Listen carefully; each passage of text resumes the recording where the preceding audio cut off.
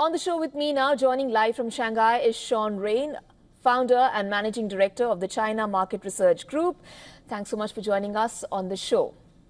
Well, Sean, the world is looking on with bated breath, if I may add, at what Trump 2.0 will bring with it.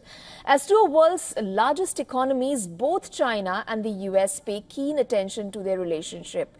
And just on the heels of Trump's inauguration, how significant is this phone call, especially the timing of it?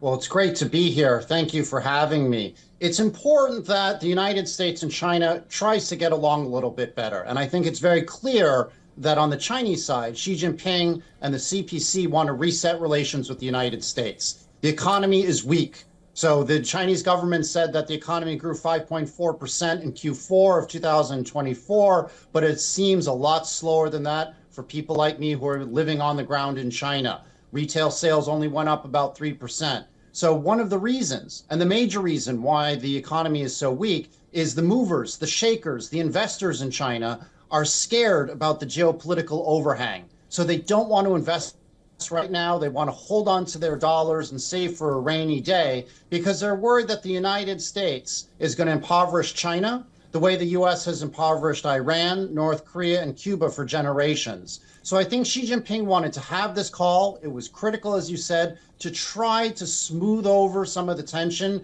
in order to gain more confidence amongst the business community in China, because we need to get the economy going again. Otherwise, I don't think it's likely we're going to be able to get 5% growth in 2025. I'm thinking more like 4.2%. Sean, Trump calls the phone call a very good one, says together she and him can solve many problems. He says that he got along well with President Xi, quite well, in fact, during his first term.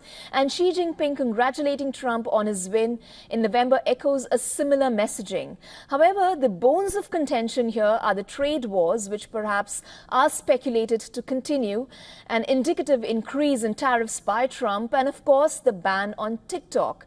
Now, in the backdrop of all of this and the phone call, how do we read the US-China policy under Trump's second term? Also speak to us a little about TikTok, why it was banned and its probable future. Will this phone call have any bearing to its future in the US?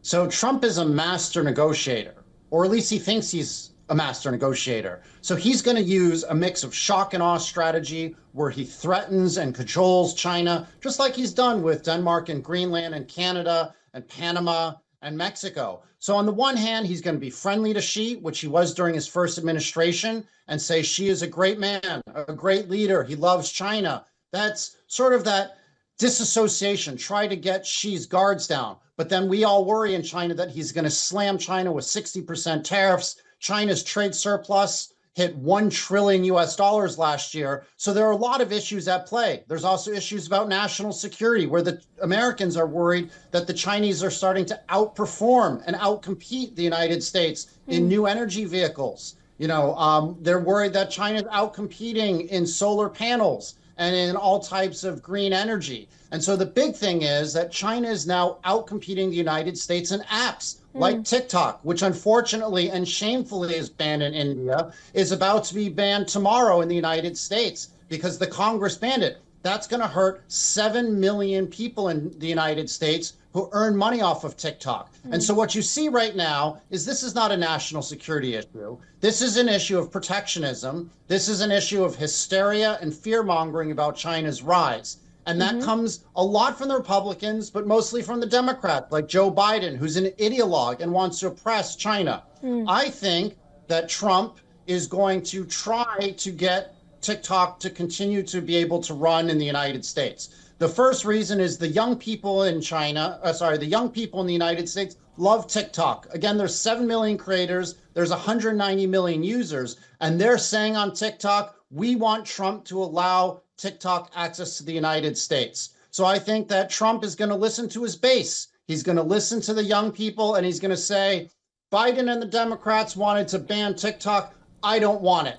And that's going to help the Republicans in the midterm elections in 2 years and in the presidential election in 4 years.